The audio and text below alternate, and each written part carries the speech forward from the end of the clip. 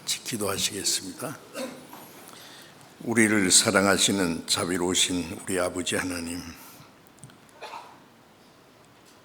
하나님을 멀리 떠나 죄 가운데 행하던 저희를 불쌍히 여기시고 사랑하셔서 우리가 하나님을 알지 못할 때 주 예수님이 우리가 받아야 될 저주와 심판을 대신 담당하시고 주님이 흘려주신 그 보배로운 피로 우리의 죄를 영원히 씻어주시고 다시는 심판과 저주를 받지 않게 해주신 그 크신 은혜를 인하여 감사를 드립니다.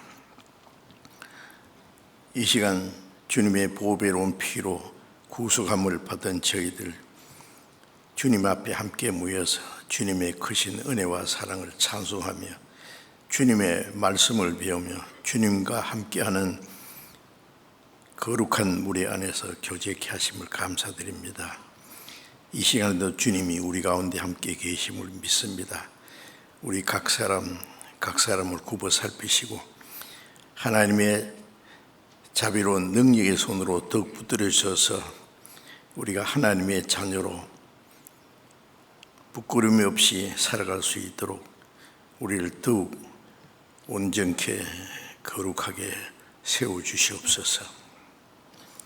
이 세상은 날로 요란해지고 죄악에 충만하며 하루 동안에도 무슨 일이 일어날지 알 수 없는 참으로 험악한 세상입니다.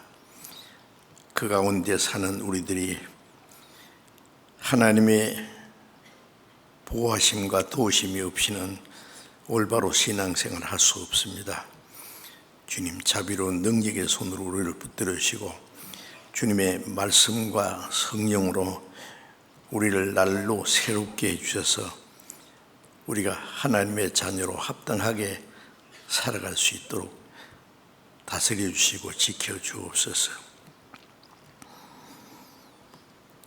전국에 있는 우리 교회, 세계 많은 교회, 어려운 가운데서도 믿음을 지키고 복음을 전하는 모든 형제 자매들에게 하나님이 은혜와 말씀과 능력으로 함께해 주시고 지켜주셔서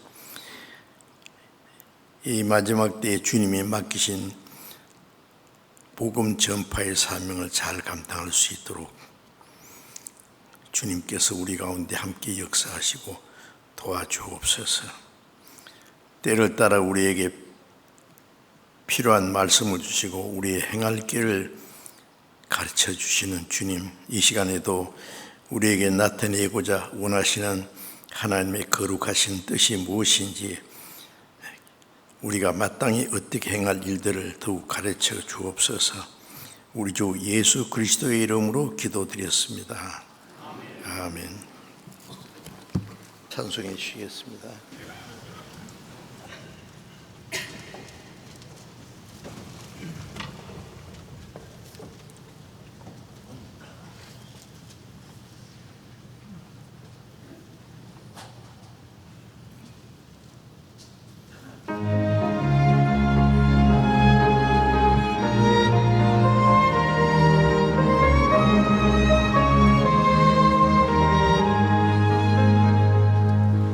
너희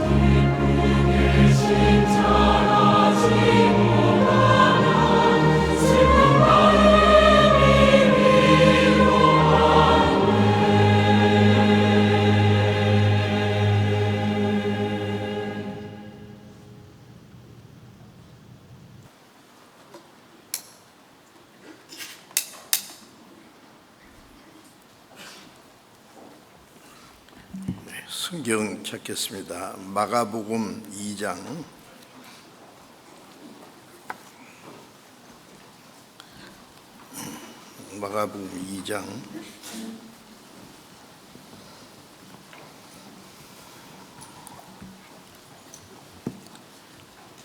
마가복음 2장 1절부터 12절까지 제가 읽겠습니다. 마가복음 2장 1절부터 읽습니다. 수일 후에 예수께서 다시 가버나움에 들어가시니 집에 계신 소문이 들린지라 많은 사람이 모여서 문 앞에라도 용신할 수 없게 되었는데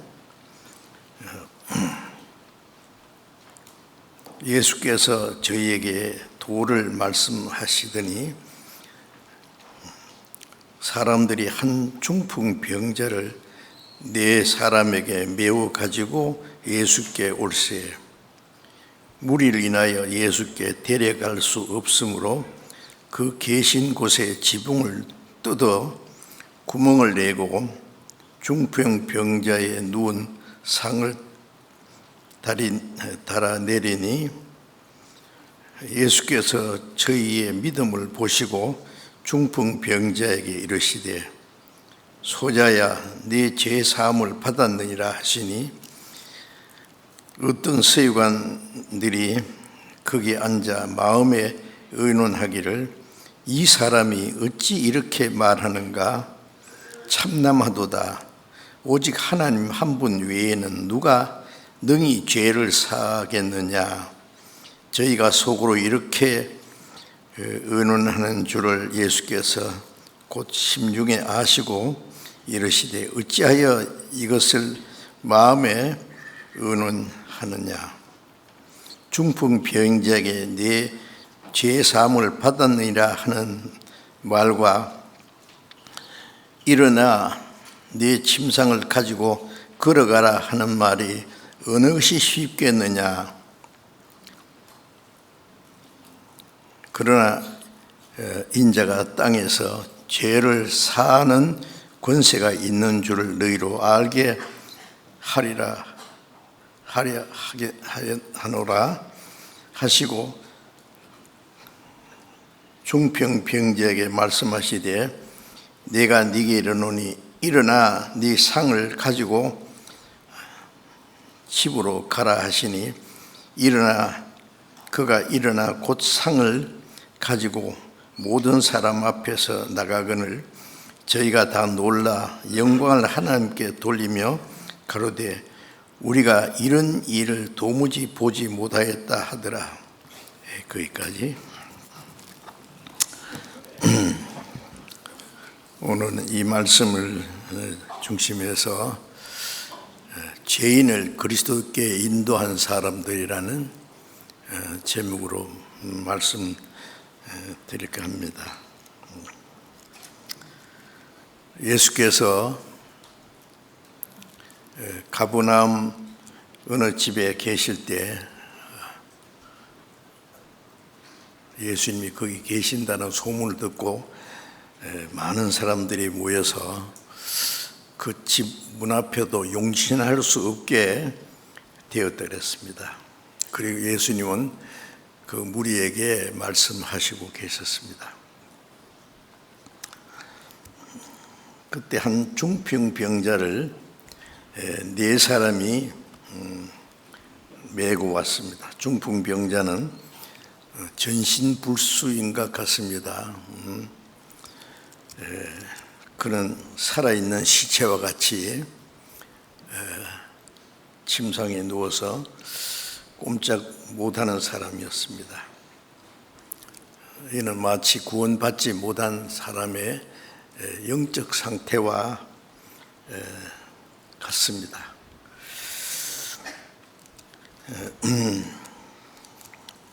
예수님은 그 네 사람이 그 불쌍한 중풍병자를 예수님께 데리고 와서 고침받기 원하는 것을 보셨습니다. 그 네 사람은 한 마음이 되어서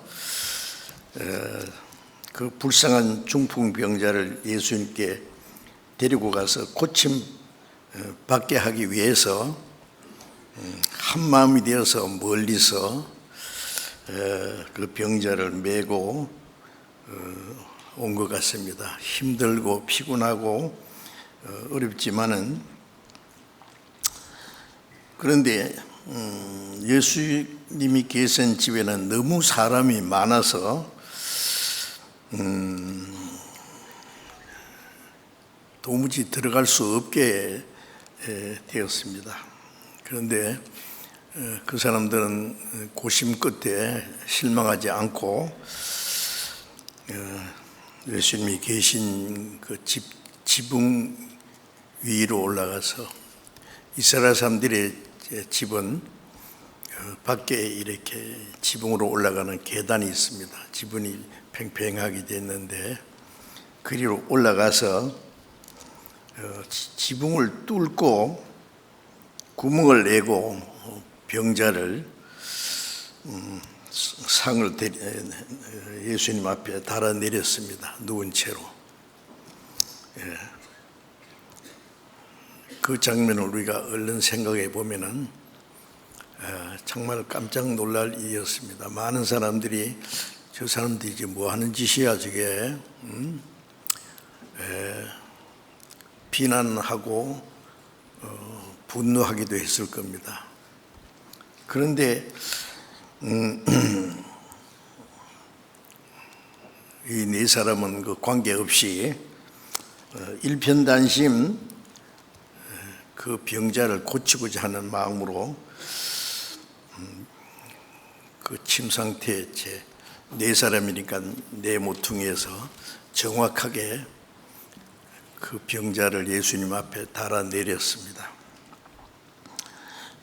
그런데 예수님께서 저희 믿음을 보시고 중풍병자에게 이르시되 소자야 네 죄 사함을 받았느니라 하시니, 예수님께서 네 죄 사함 받았느니라 그랬어요. 그런데 이 사람은 온 목적은 죄 사함이 아니고 병을 낫기 위해서 왔습니다.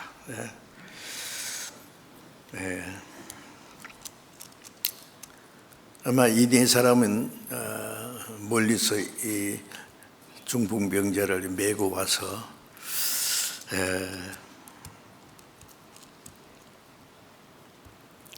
어떻게든지 이 사람을 고치고자 하는 한 가지 목적으로 지붕을 뜯어서 침상을 위에서 달아서 예수님 앞에 달아 내렸습니다.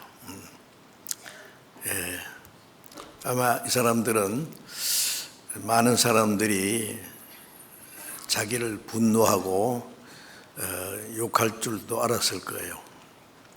그런데 그 집 주인에게 사과하고 그 변상할 생각까지 다 했을 겁니다. 어쨌든 그 병자를 고치고자 하는 마음을 가지고, 그런데 예수님께서 저희 믿음을 보시고 소자야 네 죄 사함 받았느니라 하세요. 여기 저희 믿음이라는 것은 이 중풍병자뿐 아니라 그 사람을 메고 온 네 사람입니다. 그래서 저희라 그랬죠. 저희 믿음을 보시고 내 죄 사함을 받았느니라 그랬습니다.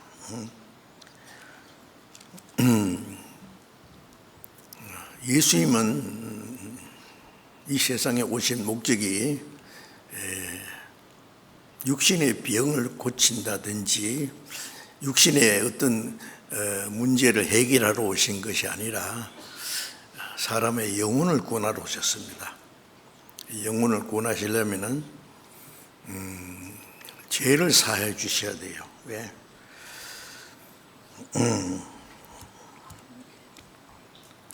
이 말씀에서 우리가 받아야 될 중요한 교훈은, 그 중풍병자가 혼자서는 예수님 앞에 도무지 나갈 수 없는 사람이었습니다.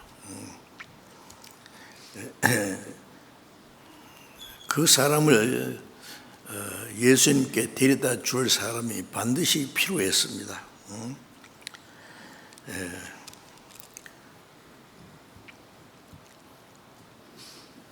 먼저 믿고 구원받은 사람이 또 다른 사람의 영혼을 사랑하고 그 사람을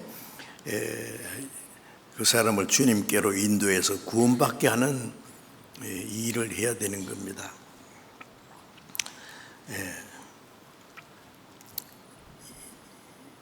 이 불쌍한 중풍병자에게는 먼저 구원받은 네 사람, 친구든지 이웃이든지 그 사람들이 있었다는 것은 큰 행운이 아닐 수 없어요.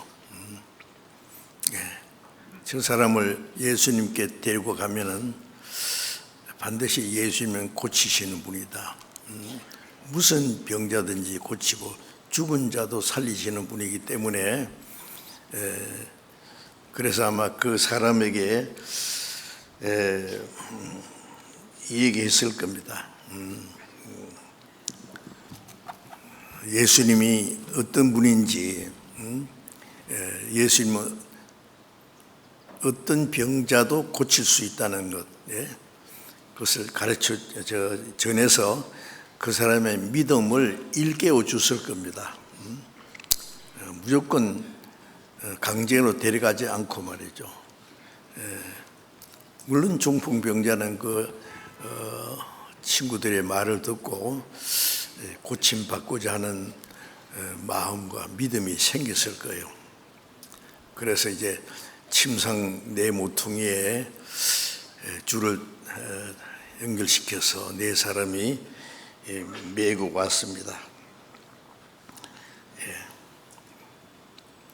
먼저 구원받은 사람이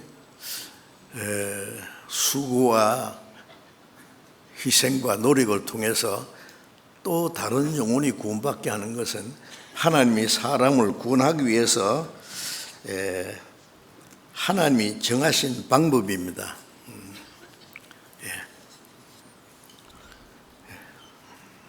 그런 일을 통해서 하나님의 능력이 나타나게 됨을 보여주셨습니다. 사람이 구원받기 위해서는 반드시 먼저 구원받은 사람의 도움이 필요한 것입니다. 아마 이 네 사람은 병자에게 자세한 예수님에 대한 얘기를 해주고 고침받고자 하는 의지를 아마 심어줬을 거예요. 고침을 받고자 하는 간절한 마음과 소망을 갖게 되었습니다. 그런데 이 사람은 자기가 혼자서 예수님 앞에 나갈 수 없습니다. 그래서 영혼이 구원받기 위해서는 본인이 먼저 구원받기 원하는 간절한 마음이 있어야 되겠죠. 그리고 그 사람이 구원받도록 하기 위해서는 먼저 구원받은 그리스도인들의 수고와 헌신적인 노력이 꼭 필요합니다. 먼저 구원받은 사람의 도움이 없이는 또 다른 사람이 구원받을 수 없는 것이죠. 아마 여기 먼저 구원받은 우리 형제 자매들 가만히 돌이켜 생각하면은 자기가 머리가 좋아서 복음을 깨달은 것도 아니고 자기 혼자서 원해서 그런 것이 아니라 그 먼저 진리를 깨달은 사람들이 말씀을 전하고 자기가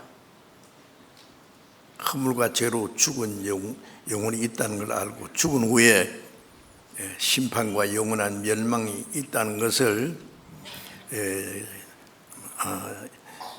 알아야 됩니다. 그리고 구원받고자 하는 마음을 일깨워 줘야 되는 겁니다. 그래서 구원받고자 하는 마음이 먼저 있어야 되죠. 본인이. 그런데 자기 혼자서는 어떻게 할 줄을 모르는 거예요. 먼저 구원받은 사람의 도움이 꼭 필요합니다. 우리 먼저 구원받은 사람도 가만히 생각해 보면은 내가 구원받기 위해서 먼저 구원받은 형제 자매들이 자기를 위해서 기도해 주고 말씀으로 자기 마음을 인도해서 구원받을 수 있는 그런 기회를 만들어 줬을 거예요. 저도 가만히 생각하면은요, 구원받기 전에 한 10년 이상 열심히 있는 기독교 생활을 했습니다.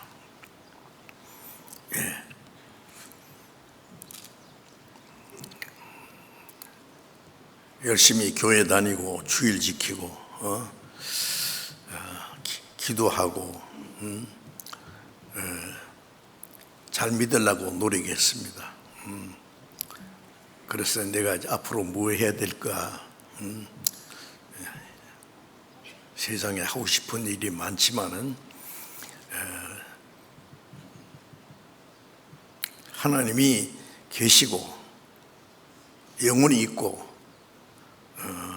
그리고 멀지 않아서 죽어야 되고 죽음 건너편에 심판과 영원한 지옥이 있다는 것을 생각하니까 나는 이 세상 것을 위해서 살 것이 아니라 이제 성경을 배워서 하나님의 복음을 전해야 되겠다. 그렇게 열심히 하면은 하나님이 나를 받아줄 거라고 생각했어요. 그래서 10년간 열심히는 종교 생활을 했습니다. 신학교 다니면서도 토요일 오후 되면은 전도지 보따리 가지고 시장이고 공원이고 다니면서 전도를 하고 방학 때 되면은 몇 사람이 조를 짜가지고 노인 목사님 한 분 앞세워서 시골에 다니면서 또 전도도 하고 하여튼 걱정스럽게 했어요. 그래서 나는 다른 사람보다 내가 잘 믿는다고 생각했어요. 아마 나는 천국 제일 앞자리 갈 거다, 그렇게 생각했는데 어느 날 내 믿음이 뭔가 잘못된 걸 알았어요. 먼저 복음을 깨달은 사람이 저한테 전해주는 말씀은 사람이 거듭나지 않으면 하나님 나라를 볼 수 없느니라 그랬어요. 거듭난다는 것은 우리 육신이 한 번 세상에 태어난 것처럼 이제 영적으로 한 번 더 태어나야 됩니다. 예수님이 니고데모에게 사람이 거듭나지 않으면 하나님 나라를 볼 수 없느니라 그러니까 사람이 늙으면 어떻게 다시 날 수 있습니까? 두 번째 모태에 들어갔다가 나올 수 있습니까? 거듭나는 건 또 한 번 태어나야 된다니까요. 예수님은 육으로 난 것은 육이다. 네가 어머니 뱃속에 또 들어갔다가 나오는 재주가 있어도 그건 육이지 영이 아니잖아. 육으로 난 것은 육이요 성령으로 난 것은 영이니 이제 한번 다시 나야 된다는 것은 성령으로 나는 거다. 성령으로 나는 것은 영이니 내가 네에게 거듭나게 했다는 말을 기히 여기지 마라, 이상 여기지 마라 말씀했습니다. 많은 사람들이 이 문제에 대해서 오해를 합니다. 교회 다니는 것이 믿는 것이고 열심히 하는 것이 참 믿는 거다고 생각해요. 주일도 지키고 새벽 기도도 하고 때로 철학 기도도 하고 헌금도 바치고 봉사도 하고 자기가 할 수 있는 최선을 다해서 하면은 그게 잘 믿는 거라고 생각합니다. 그러나 거듭나지 않고도 할 수 있습니다. 그래서 제가 언제 거듭났는가 이제 반성하기 시작했어요. 부흥에 가서 굉장히 좋아한 때도 있었습니다. 기도하다가 화끈한 체험한 것도 있었습니다. 가만히 보니까 그게 아니에요. 내가 만일 거듭나지도 않고 거듭났다고 착각하고 있으면 내가 지옥 갈 수도 있으니까 고민하다가 결국 나는 거듭나지 못했다는 결론을 얻었습니다.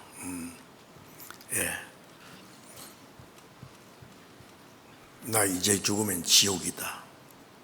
그때는 벌써 농촌교회를 맡아서 2년간 목회를 하고 있을 때요, 설교할 때요. 사람들은 제 믿음이 좋다고 칭찬도 하고, 어린 사람이 설교도 잘한다고 말해주고, 그런데 나는 거듭난 확신이 없었어요. 고민하다가 결국 나는 거듭나지 않았다는 걸 확신을 가졌어요. 이거 누구한테 얘기할 수도 없고, 이렇게 고민하다가요,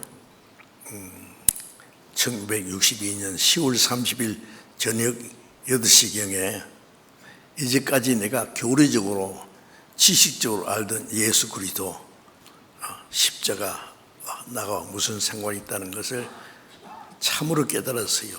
머리로가 아니고 이제 양심으로 깨달았어요. 이제 모든 문제는 해결됐습니다. 이제 믿으려고 하는 게 아니라 믿어졌어요. 모든 불안과 의심이 사라졌어요. 그때 저는 거듭난 겁니다. 구원받은 겁니다. 구원받았다, 거듭났다, 영생 얻었다, 같은 내용입니다. 지금도 생각하면은 내가 열심히 하는 그것 자체를 잘 믿는다고 천국 가서 큰 상 받을 거라고 그렇게 스스로 속고 있으면 진짜 큰일 날 뻔했죠.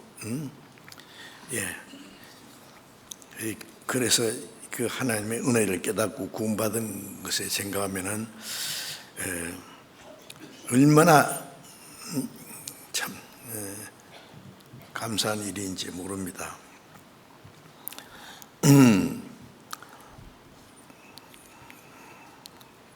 먼저 예수님이 내 영혼을 구원할 수 있다는 확신을 가지고 구원받고자 하는 간절한 소원과 소망을 가지는 게 필요할 겁니다. 그래서 영혼이 구원받기 위해서는 먼저 구원받기 원하는 간절한 마음이 있어야 됩니다. 뿐만 아니라 먼저 구원받은 사람이 수고와 헌신적인 도움이 꼭 필요합니다. 그래서 중요한 확실한 사실은 먼저 구원받은 그리스도인들의 도움이 없이는 또 다른 사람이 구원받을 수 없다는 사실입니다.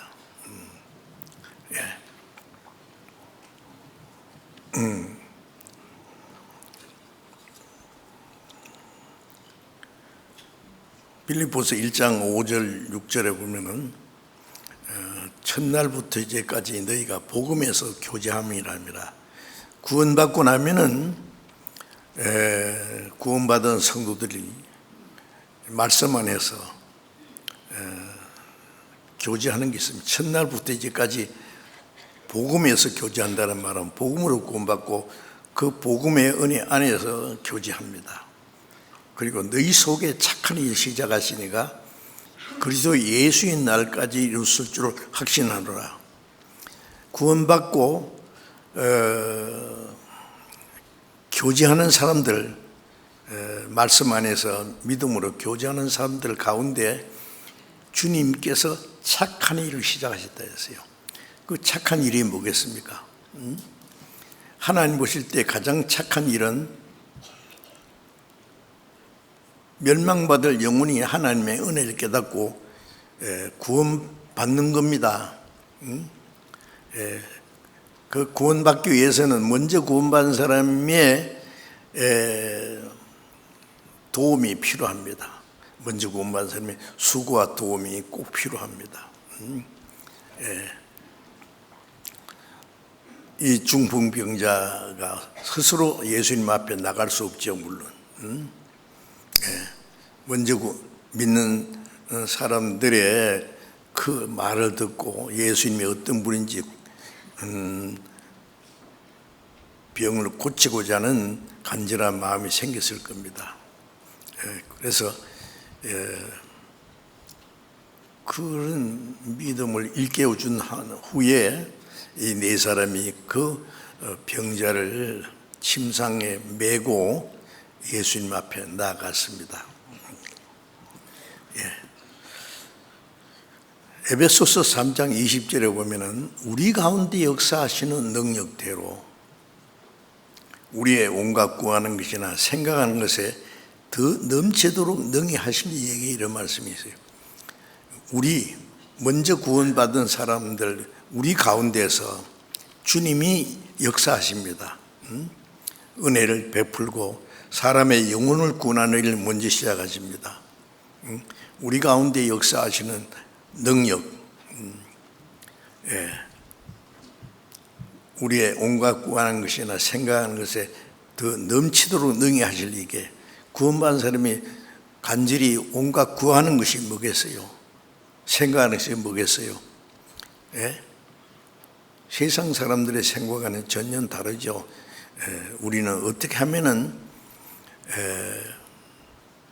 아직 구원받지 못한 우리의 가족들, 친구들, 이웃 사람들을 전도해서 그들이 구원받게 할고,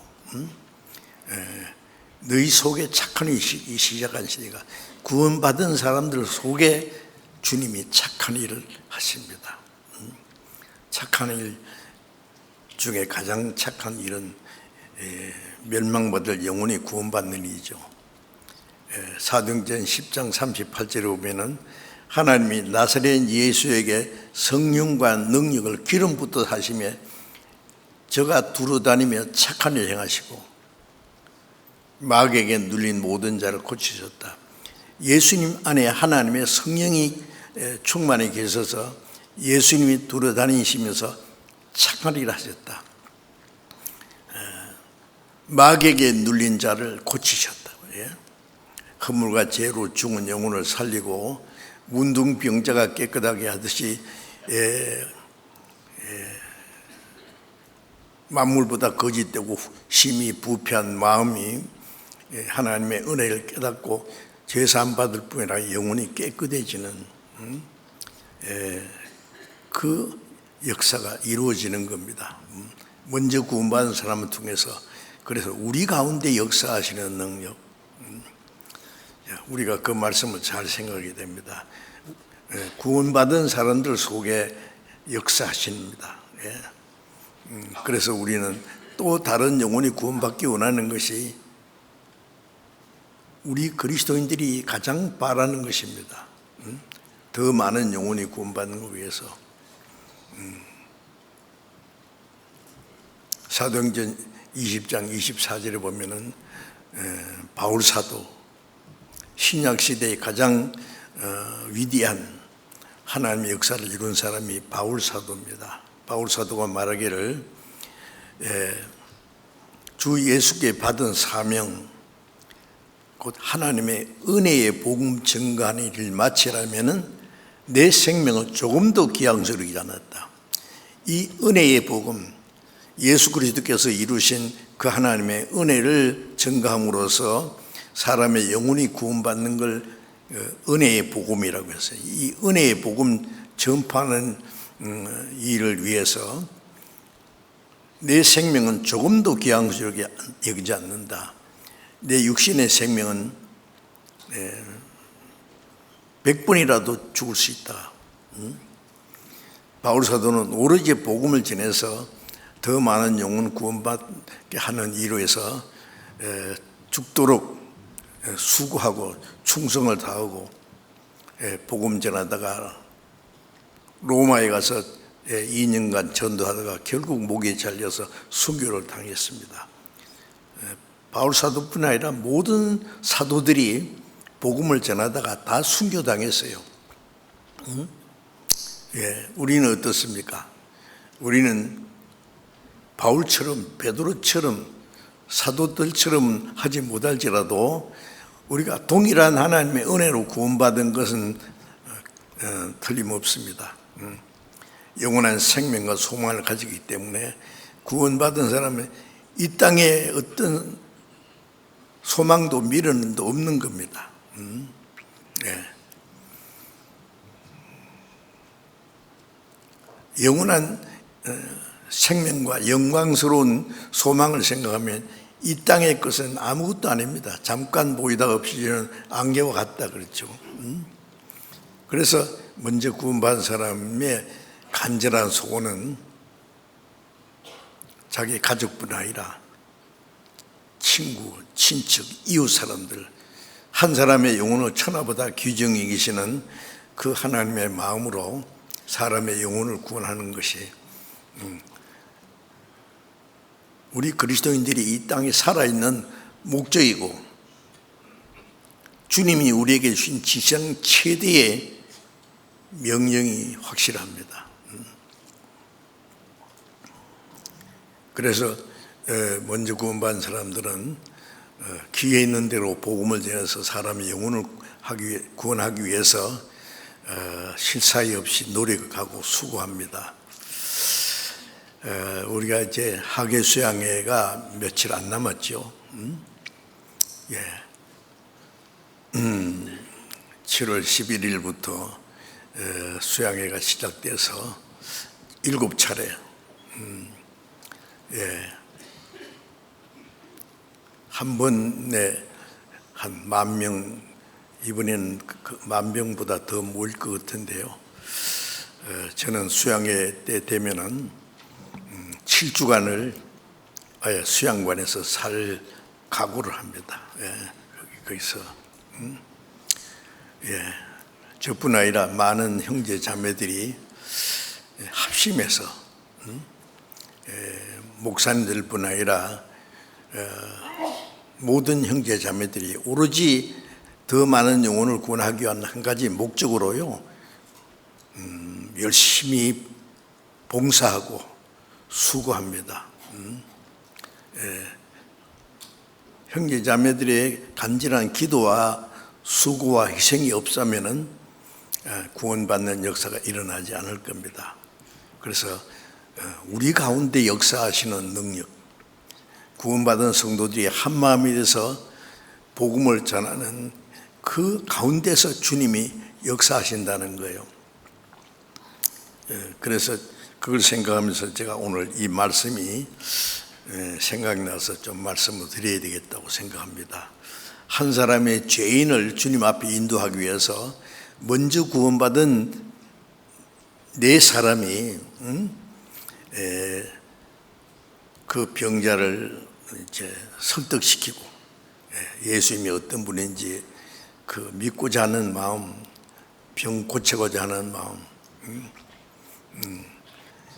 가지고 아마 예수님 앞에 나갔을 겁니다. 그래서 예수님이 그 병자의 믿음만 아니라 저희 믿음이라는 것은 그 사람을 메고 온 네 사람 믿음을 보셨습니다.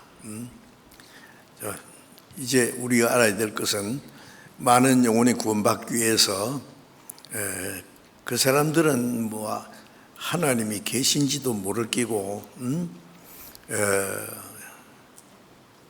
영혼이 있는지, 죽음 건너편에 심판과 멸망이 있는지, 예수님이 누구신지 알지 못할 겁니다. 먼저 구원받은 사람들이 그 사실을 전해주지 않으면 안 됩니다. 이미 교회 열심히 다니는 사람도 열심히 교회 다니면은 그게 잘 믿는 것이라고 생각하고, 목사님들은 열심히 교회 다니고 봉사하고 헌금도 잘하는 사람 보고 칭찬합니다. 아무개 집사님은 하나님 앞에 가서 큰 상 받을 거라고. 그러면 아이고 뭘요 그러지만 속으로는 그렇죠. 나는 큰 상 받. 생파들 소쿠리 비행기 붕 타고 가는데 어디로 가느냐가 문제입니다. 예? 거듭나지 않으면 하나를 볼 수 없다는데 볼 수 없는데 들어가겠어요? 자, 그래서 그 구원 안 받은 사람을 구원받도록 하기 위해서는 먼저 구원받은 사람의 간절한 마음과 희생적인 수고가 필요하다는 것을 먼저 알아야 되겠습니다. 골로새서 4장 11절에 보면은 형제를 몇 사람 얘기하면서 이들만 하나님의 나라를 위해서 함께 역사하는 자들이라는 말이 있으며, 하나님의 나라를 위해서 함께 역사하는 사람들, 땅에 살면서 하나님의 나라를 위해서 역사하는 사람들, 육신 잃고 살면서 신령한 역사를 이루는 사람, 시간 속에 살면서 영혼을 위해서 역사하는 사람들, 놀랍지 않습니까? 그래서 모든 그리스도인들은 하나님의 나라를 위해서 함께 역사하는 사람들입니다. 예. 아닙니까? 나는 아닌데. 구원받던 사람이 주일날 교회 가서 같이 기도하고 찬송하고 예배한다 그러죠. 우리 교회에서는 주일날 자, 예배 시작합시다. 예배 마쳤습니다. 그런 말을 한 번도 사용하지 않습니다. 구원받은 이후에 우리의 모든 생활, 말하는 거, 행하는 거, 우리의 살아가는 모든 하나님의 뜻과 연관해서 살아가는 그 모든 생활이 하나님이 기쁘게 받을 영적 예배고 산제사가 된다고 하셨죠. 예배 시작합시다. 예배 마쳤습니다. 그건 뭘 모르는 사람입니다. 그거는 아닙니다. 그렇게 열심히 하면은 그냥 잘 믿는 줄 알아요. 그것이 아니라는 것을 먼저 우리 알아야 되죠. 구원받은 사람은 땅에 살지만은 하나님의 나라를 위해서 함께 역사하는 사람들. 얼마나 멋있는 표현 아닙니까? 빌립보서 1장 27절에 보면은 바울 사도가 빌립보 성도들에게 편지를 하면서요, 로마 옥중에 같이 있으면서요, 사도행전 16장에 보면 바울 사도가 빌립보에 가서 전도하다가 감옥에 가서 매를 맞고 그랬지만은 그런 가운데서 빌립보 사람들이 구원받고 빌립보 교회가 시작됐어요. 그리고 빌립보 교회 성도들은 자기들에게 복음을 전해준 바울 사도를 사랑하고 바울이 가는 곳마다 복음 전하는 일을 위해서 기도하고, 로마 옥중에 가 있을 때도 에바브라 디도를 보내가지고 바울이 쓸 것을 돕고 했습니다. 그래서 빌립보서 1장 27절에 복음을 위해서 함께 수고한다 그랬어요. 복음을 위해서 복음에 합당한 생활을 한다 그랬습니다.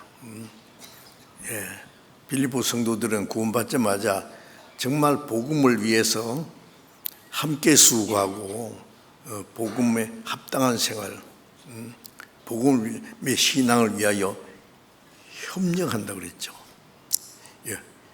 그 협력이라는 글자를 보면은요, 신기하게도 십자가 옆에 협력자를 3개를 썼어요. 그 화합할 협이라고 그러죠. 구원받은 사람들이 마음을 합해서 복음을 전하는 일을 위해서 힘쓰는 사람들. 자, 우리는 그 일을 해야 됩니다.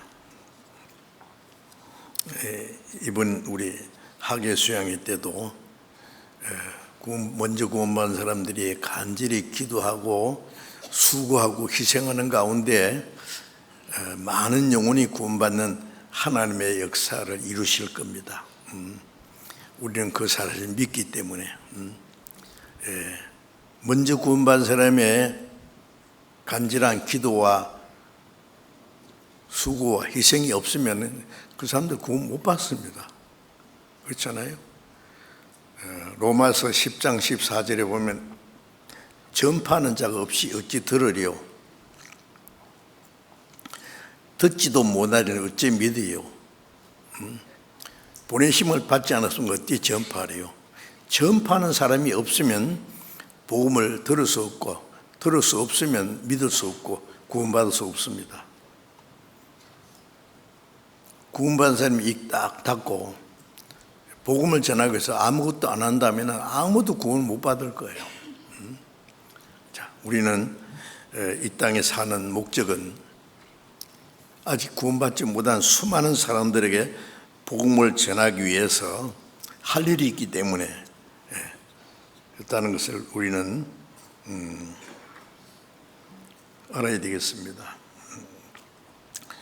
먼저 구원받은 사람이 다른 사람들이 구원받을 수 있도록 말씀을 듣도록 도와주고 인도하는 일이 반드시 필요합니다. 요한복음 4장 28절부터 30절까지 보면은 사마리아의 그 죄 많은 여자에게 예수님이 전도해서 그 여자가 구원받았어요. 물길로 갔다가 예수님을 만났죠. 예수님이 그 여자가 어떤 죄인인지 잘 압니다. 그 동네에서 유명한 아주 바람둥이인 것 같아요. 남편이 5이나 6이나 자기 남편 아니죠, 물론. 그래서 예수님이 네 남편이 5이 있었지만 지금 있는 남자도 네 남편 아니다 그랬어요. 그러니까 이 여자는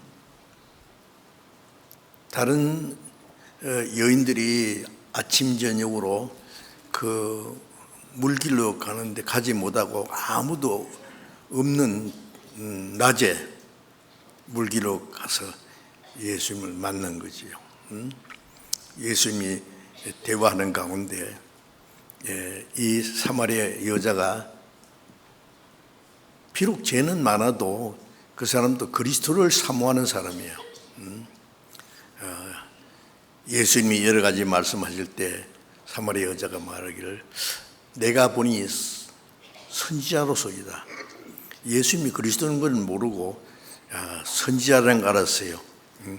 자기 죄도 다 지적하지요. 그래서 선지자를 만난 김에 궁금한 거 하나 물어봅시다.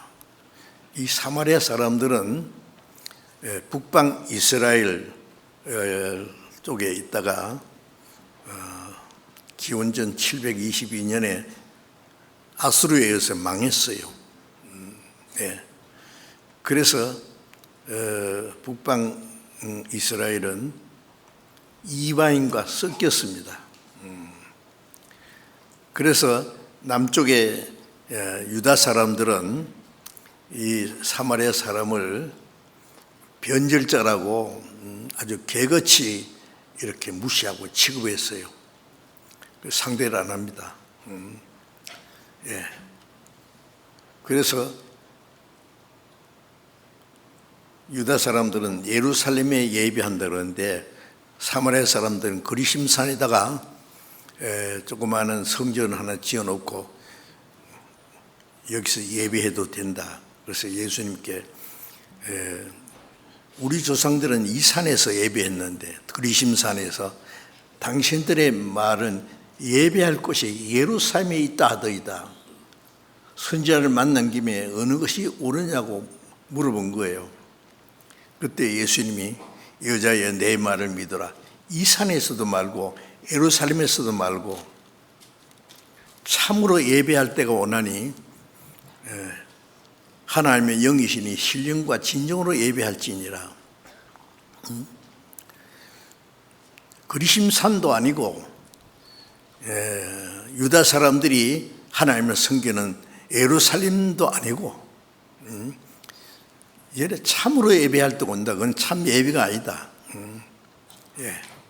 하나님의 영이시니 신령과 진정으로 예배할지. 신령과 진정, 성령과 진리를 구원받지 않은 사람은 그렇게 할 수 없어요.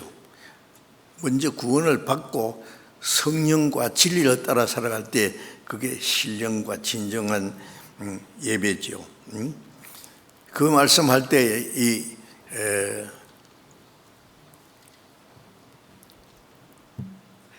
사마리아 여자는 눈이 번쩍 떠가지고 내가 보니 당신 그리스도입니다. 그리스도입니다.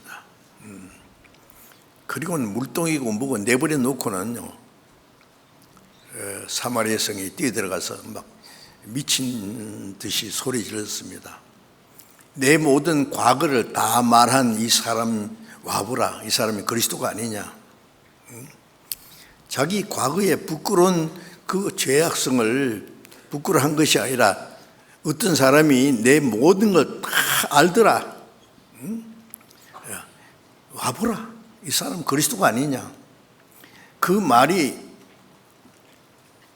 너무 확신이 있고 자신이 있기 때문에 뭔가 심상치 않는 일이 일어났구나. 그리고는 사마리아 사람들이 그 사마리아 여자를 따라서 예수님 앞에 쫙 나오고 있었어요. 그래서 예수님에게 말씀을 듣고 사마리아로 모시고 가서 이틀간 예수님의 사마리아에 계시면서 사마리아 사람들에게 복음을 전했고 많은 사람들이 믿고 구원을 받게 된 겁니다. 그리고 사마리아 사람들이 여자에게 하는 말이, 이제는 네 말로 인해서 우리가 믿는 것이 아니다.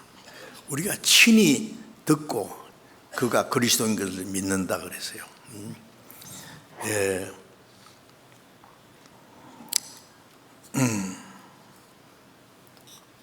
잠언 21장 28절에 보면은 확실한 정인의 말은 힘이 있느니라 그랬어요.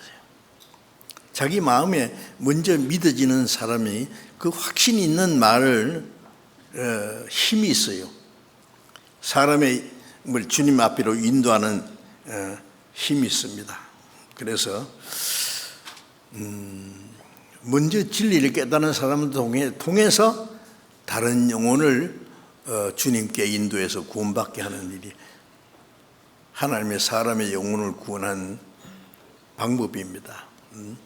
우리 먼저 구원받은 사람이 입 딱 다물고 아무것도 안 하면은 아무도 구원 못 받습니다. 생각해 보세요. 우리가 구원받은 것도 먼저 구원받은 사람의 도움이 없이는 구원받을 수 있어요. 하나님이 먼저 구원받은 사람을 통해서 또 다른 영혼을 구원하는 것이 하나님의 사람을 구원하기 위해서 하나님이 세운 하나님의 법칙입니다. 사도행전 16장 31절에 보면은 주 예수를 믿으라. 그리하면 너와 내 집이 구원을 얻으리라. 주 예수를 믿으라. 그리하면 네가 구원받고 네가 먼저 구원받으면 네 집이 구원받으리라. 한 사람이 구원받으면 구원받은 사람을 통해서 그 집에 친척과 친구와 이웃 사람들에게 전도의 문이 열린 겁니다. 너와 네 집이 구원 얻으리라. 한 사람이 구원받으면 자동적으로 자기 가족이 구원받는다는 말은 아닙니다. 먼저 구원받으면은 제일 먼저 자기 가족과 친척과 친구, 이웃 사람들에게 전도를 안 할 수 있습니까? 그러니까 구원받은 사람들이 일어나는 거예요. 주변에 한 사람이 구원받으면.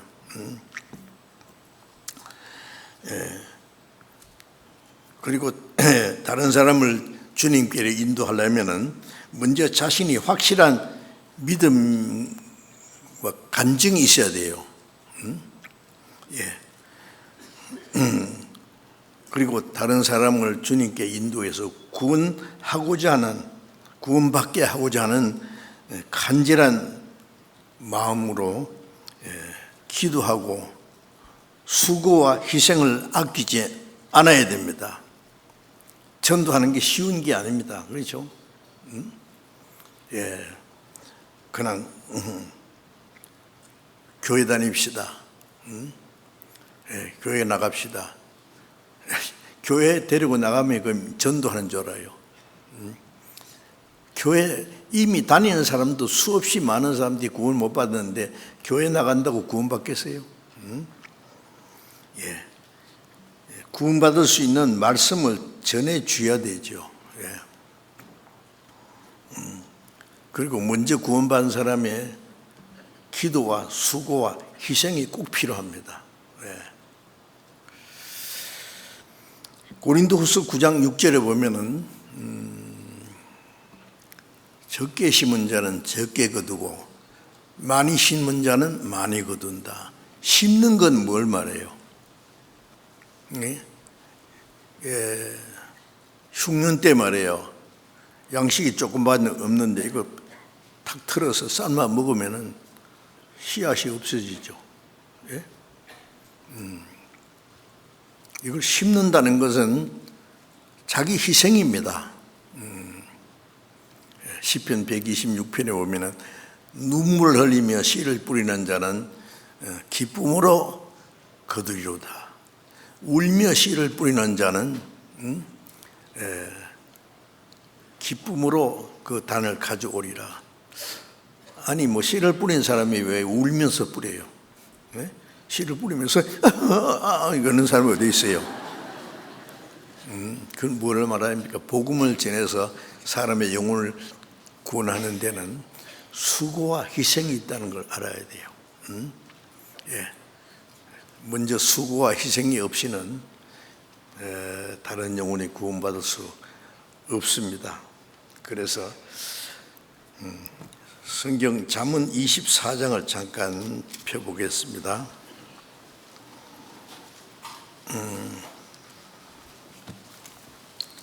잠언 24장 11절 봅니다. 잠언 24장 11절부터 12절을 천천히 같이 읽겠습니다. 너는 사망으로 끌려가는 자를 건져주며 살육을 당하게 된 자를 구원하지 아니치 말라. 네가 말하기를 나는 그것을 알지 못하였노라 할지라도 마음을 저울질 하시니가 어찌 통천하지 못하시겠으며 내 영혼을 지키신 지가 어찌 알지 못하겠느냐. 그가 각 사람의 행위대로 보응하시리라. 너는 사망으로 끌려가는 자, 구원 안 받은 사람은 사망으로 끌려가고 있잖아요. 지옥 가기로 아주 결정된 사람들이에요. 살육을 당하게 된 자를 구원치 아니치 마라 말은 내버려 두지 말라고 해요. 그대로 놔두면 그대로 지옥인데요. 요한복음 20장에도 예수님이 부활하신 후에 제자들에게 너희가 네 죄든지 사하면 사질 것이요 그대로 두면 그대로 있으리라. 무슨 말씀입니까?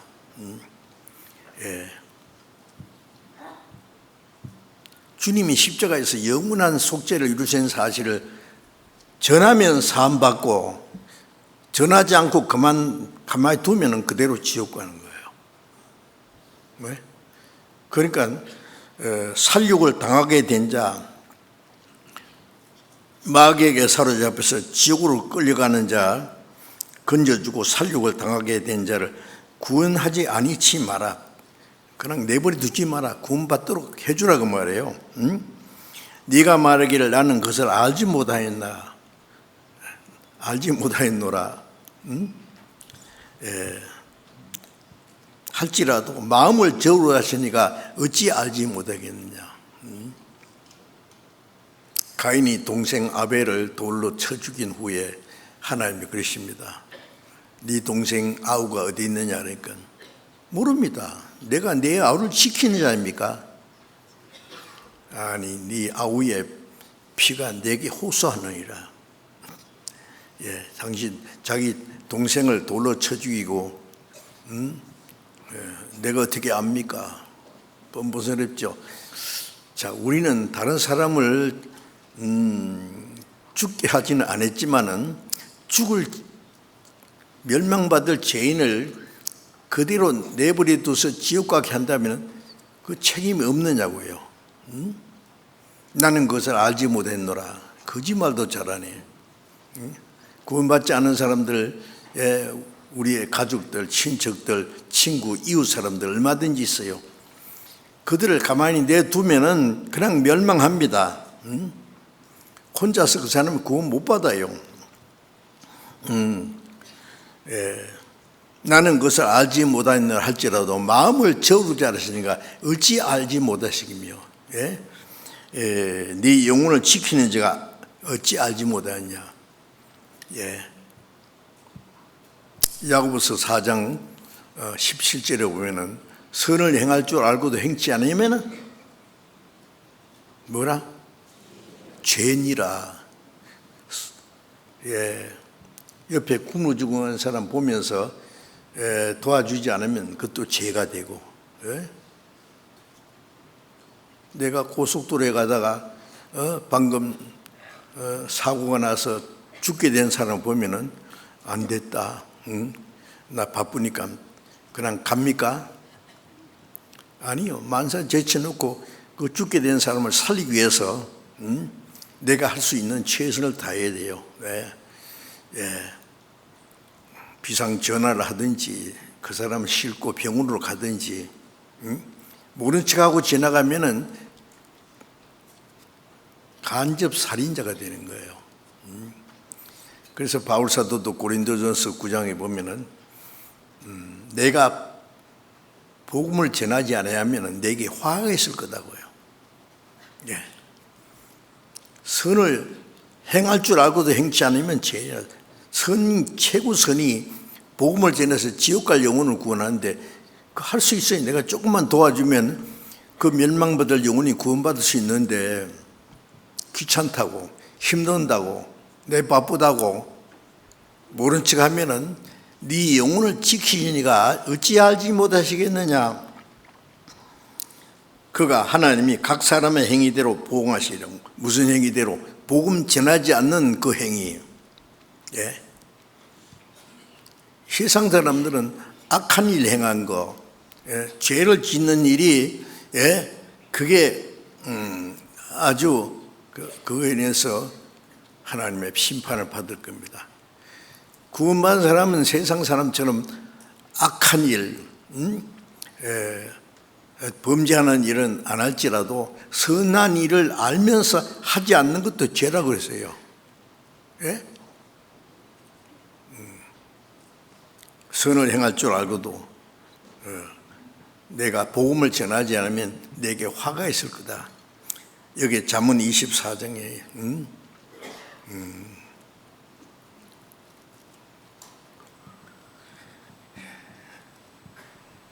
멸망받게 된 영혼을 보면서 내가 알지 못했노라. 그 마음을 저을 줄 아시니까 어찌 알지 못하겠느냐. 그 행위대로 갚아주리라. 무슨 행위?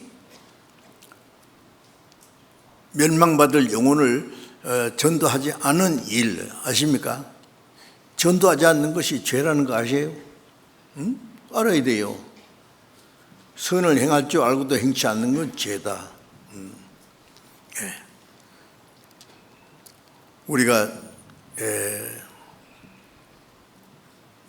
자주 이제 전도 집회를 한다든지, 상담을 받게 한다든지, 그리고 제일 큰 그 대회가, 전도 대회가 수양회죠. 학예 수양회 때 7차례 연속해서 많은 사람들에게 복음을 전합니다. 그 많은 사람에게 복음을 전하기 위해서 숙소가 너무 부족해서 지금 숙소를 짓기 위해서요 공사를 하고 있어요. 수양관 아시죠? 지금 건축하고 있는 그 수양관은요, 방이 480개예요. 지금 현재 수양관에 있는 것과 숫자가 비슷합니다. 아마 많은 사람들이 그게 참석해서 구원받는 역사가 있을 거예요. 그것을 위해서 우리가 기도하고, 서로 협력하고, 헌금을 하고, 수고하고, 구원받은 우리가 이 땅에 사는 동안에 해야 될 가장 큰 일은 아직 구원받지 못한 사망으로 끌려가는 자를 구원하는 거예요. 살리게 되게 된 자를, 지옥으로 끌려가면 영원한 멸망입니다. 그냥. 그런데 우리가 나는 알지 못했노라, 그 양심을 속이는 겁니다. 그렇죠? 자, 우리가 그 일을 위해서 해야 될 일이 많습니다. 이 중풍병자가 예수님 앞에 메고 왔습니다. 지붕을 뜯고 그 침상을 달아서 예수님 앞에 내렸습니다.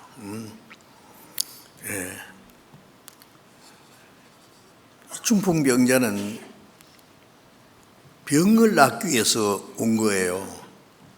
그런데 예수님은 그 사람 병 낫는 것보다도 지옥 가는 병이 생겼어요. 죄병입니다. 그거는. 그것부터 고쳐줘야 되죠. 그래서 네 죄 사함을 받았느니라 했습니다. 예수님 시대도 많은 사람이 예수님을 따르고 있었는데 그 사람들 중에 어떤 사람은 예수님이 이적을 베풀어서 떡을 만들어주니까 떡 얻은 걸로 따라다니는 사람도 있고, 병 고침 받으려고 따라다니는 사람도 있고, 예수님은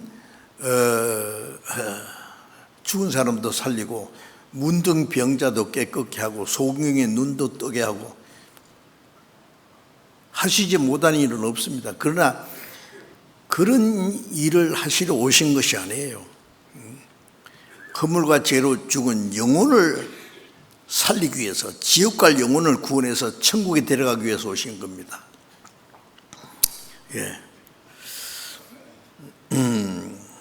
그래서 요한복음 5장 21절에 예수님 말씀에 내 아버지께서 죽은 자를 이렇게 살리심같이 아들도 원하는 자를 살리느라. 내 아버지께서 죽은 자를 살린 것 같이 죽은 자를 살리는 일, 그 일을 위해서 예수님 아들도 죽은 자를 살리느니라 그러셨죠.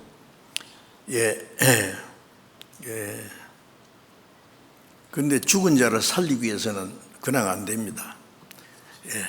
죄삭선 사망이기 때문에 그 죄값을 갚아주셔야 돼요. 어떻게 갚아요? 죄 없는 생명이 죄인을 대신해서 죽어야 됩니다. 이게 보통 문제가 아니죠. 지옥 갈 죄인을 위해서 하나님의 독생자, 하나님과 동등하신 그 거룩하고 존귀한 분이 가장 비참한 죄인처럼 사형 판결을 받고 죄인들이 받아야 될 수치와 고통을 다 받고 십자가에 죽었습니다. 그 피를 흘려서 우리 죄를 영원히 사해 주셨습니다. 레위기 17장 11절에 보면은 육체의 생명은 이 피에 있습니다. 그러므로 피가 죄를 속하느니라. 구약 시대는 죄 없는 양이나 염소나 송아지가 이스라엘 사람들의 죄를 대속하기 위해서 죽어서 피를 흘렸습니다. 그런데 히브리서 10장 4절에 보면은 염소와 황소의 피가 능히 죄를 없이 하지 못한다고. 짐승의 피가 어떻게 사람 죄를 살 수 있냐고. 안 된다고. 그것은 훗날 죄 없으신 하나님의 독생자가 한 마리 어린 양처럼 죽으실 것을 모형으로 미리 보여주신 것이죠. 히브리서 9장 22절에 보면 피 흘림이 없은즉 죄 사함이 없느니라. 요한일서 3장 5절에 보면 그가 우리 죄를, 예수님은 우리 죄를 없이 하러 나타나신 바 된 것을 너희가 아나니 그에게는 죄가 없느니라. 죄 없는 예수님이 세상에 오신 것은 우리 죄를 없이 하러 어떻게 대신 죽어서 거룩한 하나님의 독생자가 한 마리 어린 양처럼 죽어서 피를 흘려서 우리 죄를 사하러 오신 겁니다. 피 흘림이 없은즉 사함이 없다고 했죠. 그래서 히브리서 9장 12절에 염소와 송아지의 피로 아니하고 구약시대에 이스라엘 사람들이 했던 것처럼 염소와 송아지의 피로 아니하고 오직 자기 피로 영원한 속죄를 이루사 단번에 성소에 들어가서 예수님이 십자가 죽으실 때 다 이루었다. 있어, 피니시더. 다 성취했다, 완성했다. 뭘요? 우리 죄를 사는 일. 죄 없는 하나님의 독생자가 온 세상 죄를 짊어지고 죽으실 뿐 아니라 그 보배로운 피를 다 쏟아서 우리 죄를 영원히 사해 주셨습니다. 그래서 베드로전서 1장 18절에 보면은 너희가 유전된 망령된 행실에서 구속된 것은 은이나 금같이 없이일 보배로 한 것이 아니요 흠도 없고 점도 없는 어린 양 같은 그리스도의 보배로운 피로 한 것이다. 우리가 제사 받은 것은 하나님의 독생자가 한 마리 어린 양처럼 돌아가셨고 그 보배로운 피가 우리 죄를 영원히 사했습니다. 우리는 그 사실을 깨닫고 믿은 거예요. 그래서 죄 없으신 하나님의 독생자가 우리 대신 죽으시고 흘러신 피로 우리의 모든 죄를 영원히 사해 주신 겁니다.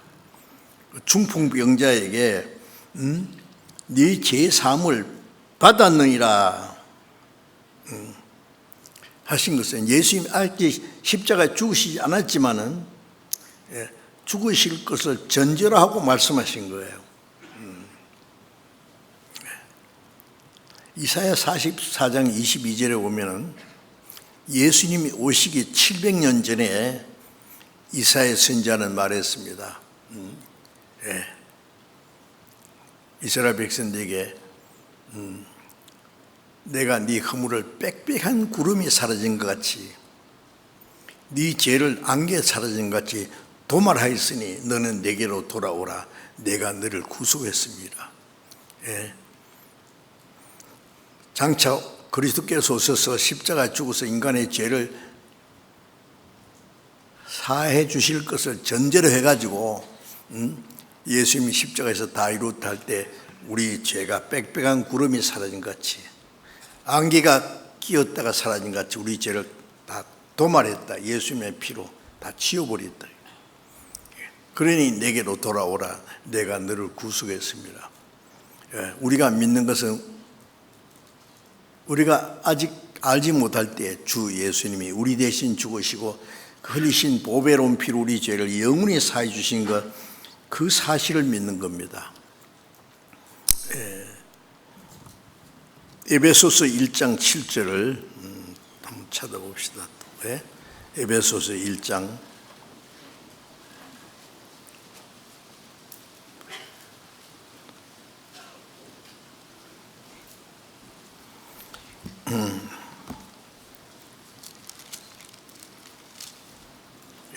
1장 7절 같이 읽읍시다. 우리가 그리스도 안에서 그의 은혜의 풍성함을 따라 그의 피로 말미암아 구속 곧 죄 사함을 받았으니 우리가 그리스도 안에서 그 은혜의 풍성함, 하나님이 우리에게 주시는 은혜의 풍성함을 따라서 그의 피로 주님이 우리 죄를 대신해 죽으시고 흘리신 그 피로 말미암아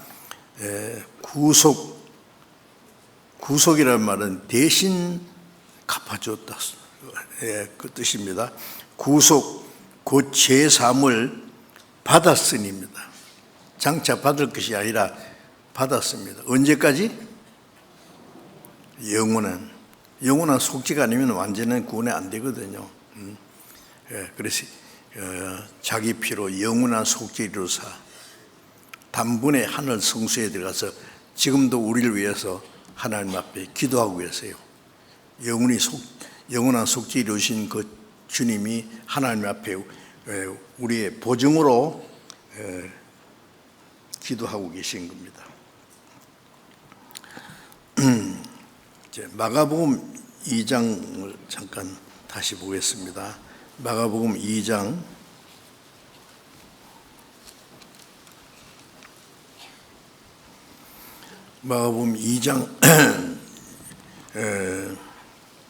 6절 7절을 제가 읽습니다. 어떤 서기관들이 거기 앉아서 마음에 의논하기를 이 사람이 어찌 이렇게 말하는가 참남하도다. 오직 하나님 한 분 외에는 누가 능히 죄를 사하겠느냐. 저희가 속으로 이렇게 의논하는 것을 하는 줄을 예수께서 곧 심중에 아시고 이르시되 어찌하여 이것을 네 마음에 의논하느냐. 예수님이 이 중풍병자에게 소자야 안심하라, 네 죄 사함 받았느니라니까 그 바리새인들이요, 어떤 서기관들, 바리새인과 서기관들은 율법주의자지죠. 이 사람들은 예수님 말씀 들어온 것이 아니라 예수님 하시는 말씀에 어떤 꼬투리를 잡아가서 예수님을 비난하기 위해서 예수님이 네 제사함 받았네 그러니까 서기관들이 말하기를 이 사람 참남하도다. 참남하다는 말은 하나님 앞에 할 수 없는 말을 한다, 건방지다, 뭐 그런 뜻도 있어요. 하나님 외에 한 분 외에는 누가 죄를 사하리요. 하나님만이 죄를 사하는데 네가 하나님이냐고. 예수님을 비난하는 사람들은 예수님이 사람이 도무지 할 수 없는 말을 할 때 예수님은 자기를 하나님과 동등이기 때문에 참남하다고 해요.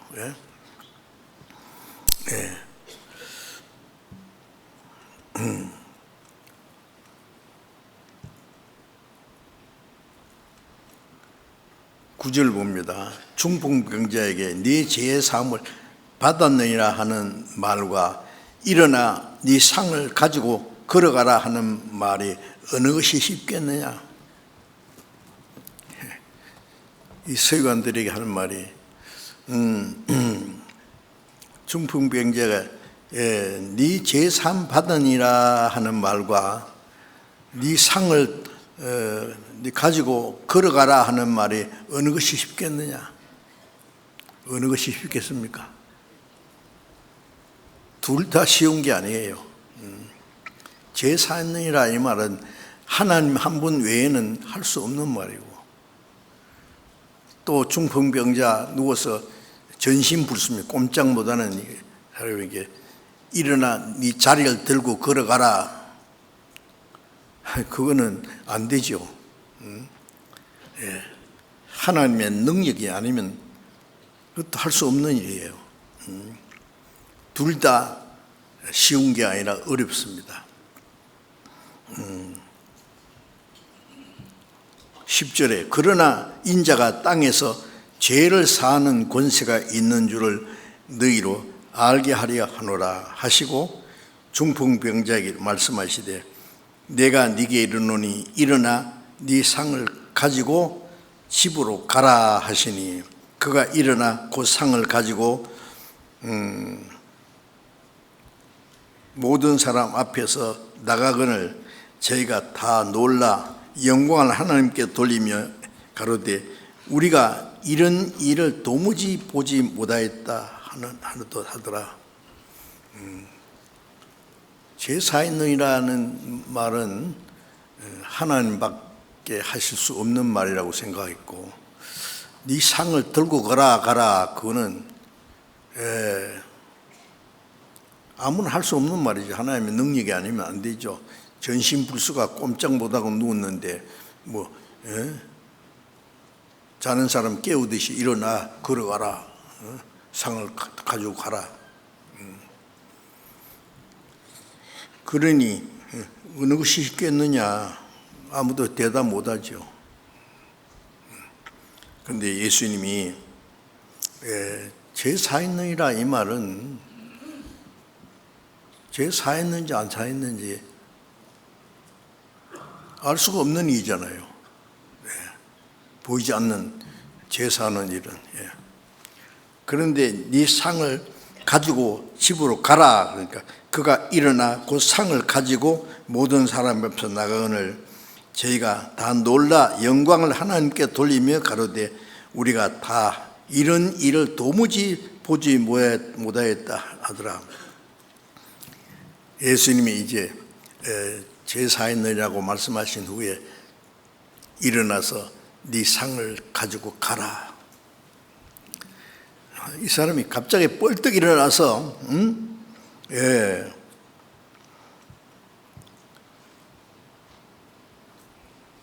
상을 가지고 모든 사람 앞에 나갔습니다. 이제 그 침상을 친구들이 메고 왔지만 이제는 이 사람 일어나서 자기가 누웠던 침상을 들고 걸어갈 수 있었습니다. 그만큼 힘도 생긴 거예요. 사람들이 그걸 보고 놀라 말하기를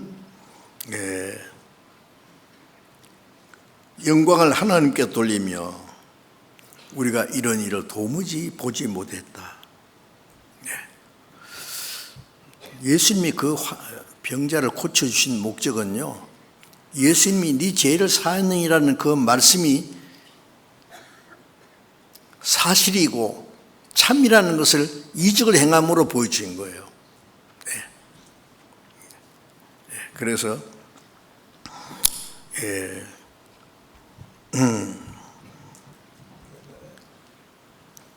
요한복음 20장 21절 이하에 보면은 예수님이 부활하신 후에 제자들에게 죄를 사하게 하는 특권을 주셨죠. 아버지께서 나를 보내신 것처럼 나도 너희를 보내노라. 예수님은 아버지의 보냄 받아서 십자가 죽어서 피를 흘려서 죄를 사하는 일을 하기 위해서 보냄을 받았습니다. 나도 너희를 보내노라는 건 뭘 위해서 보냈단 말이에요. 주님이 이루신 사실을 전하기 위해서 보냄 받은 사람들이에요. 그리고 숨을 내쉬며 가라사대 때 성령을 받으라. 너희가 네 죄든지 사하면 사해질 것이요 그대로 두면 그대로 있으리라. 성령이 오시면 그가 나를 증거하실 것이다. 네 죄든지 사하면 사해질 것이요. 캐톨릭에서는 그 성경을요 완전히 곡해려가지고 교황이 제사하는 권세를 받았고 혼자서 할 수 없으니까 신부들에게 그 권리를 대행하도록 맡겼고, 그래서 사람이 죄를 짓고 죄를 자백하면은 신부가 하는 말이 네 죄 사했느니라 그러면 사해지고 그대로 두노라 그러면 그대로 있단 말이에요? 아닙니다. 예수님이 십자가에서 우리 죄를 영원히 사해 주신 사실을 증거하면 사함받고 그대로 둔다는 건 전하지 않고 놔두면 멸망입니다. 얼마나 놀랍지 않습니까? 그러니까 우리에게 주어진 책임이 얼마나 크냐고요. 예. 마태복음 16장 19절에 예수님 말씀에 온 천하를 얻고도 자기 목숨을 잃으면 무엇이 유하리요? 무엇을 주고 제 목숨 받겠느냐? 한 사람의 영혼은 천하보다 귀하다고 예수님 말씀하셨죠. 왜? 하나님의 형상대로 창조된 영혼은요, 하나님 보실 때 아주 존귀합니다. 나는 여호와 보시기에 존귀한 자라. 하나님의 형상대로 창조된 영혼이 있기 때문에 나는 하나님 보시기에 존귀합니다.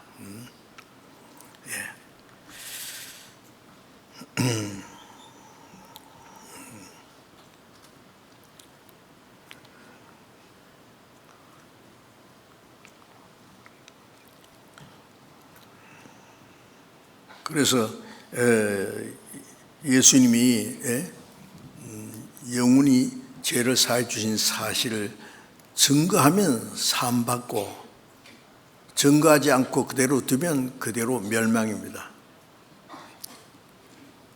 전파하는 자가 없이 어찌 들으리요? 듣지도 못하는 일 어찌 믿으리요? 보내심 받지 않았으면 어찌 전파? 보내심 받았는데 어찌 전파하지 아니하리요? 자, 우리는 예수님이 아버지께서 나를 보내신 것처럼 나도 너를 보내노라 그랬죠. 이건 사도들에게만 하신 말씀이 아니에요. 구원받은 사람은 이제 구원받은 이후에 해야 될 일은 그 사실을 전하기 위해서 시편 66편 16절에 보면은 하나님이 내 영혼을 위하여 행하신 일을 내가 선포하리라. 하나님이 내 영혼을 위하여 행하신 일, 영원한 속죄를 주신 것을 내가 선포하리라. 이것이 주님이 우리에게 주신 최대 명령이고 그리스도인이 이 땅에 사는 삶의 목적입니다.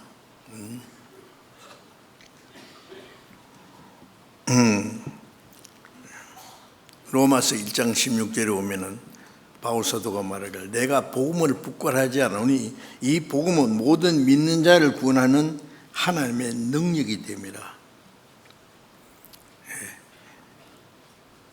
어떤 사람은 예수 믿는 것도 부끄러워하는 사람도 있어요. 성경책 가지고 주일날 교회 가다가 그 성경책을 신문지에 뚫뚫 말아가지고 가져가다가 어디 가십니까? 저기 교회 가는 것도 부끄러워요? 성경 가지고 다니는 것이 부끄럽습니까?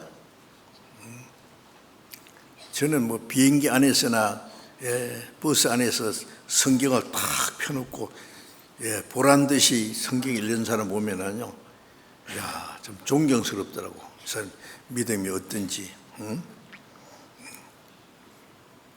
전도하는 것도 부끄러워가지고요. 예수 믿으세요. 그러면 아이고 한마디 해놓고는 얼굴이 빨개가지고 아니 그렇게 부끄러워요?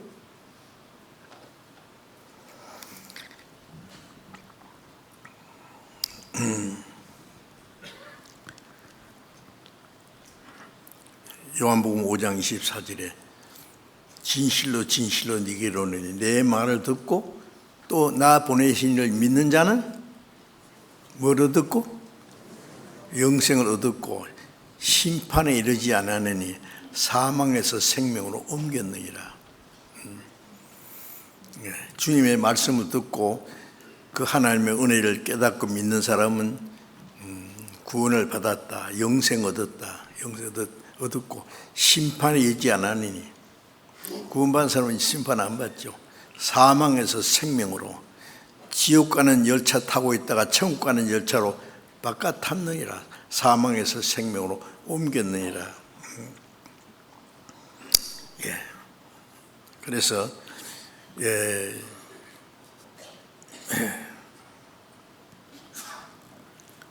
우리가 복음을 전하면은 그 말씀을 듣고 깨달으면은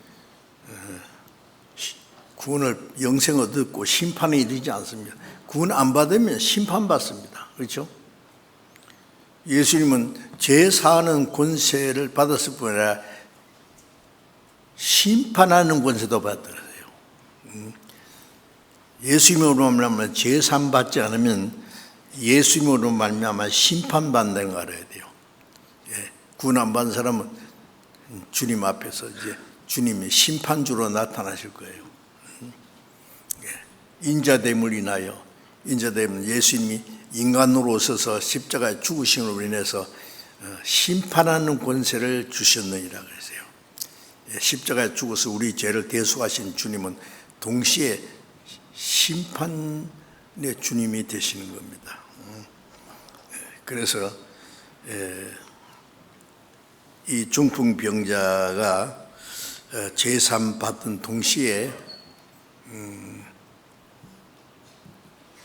예수님 말씀대로 일어나서 침상을 들고 걸어가니까 사람들이 놀라서 영광을 하나님께 돌렸다 그랬죠.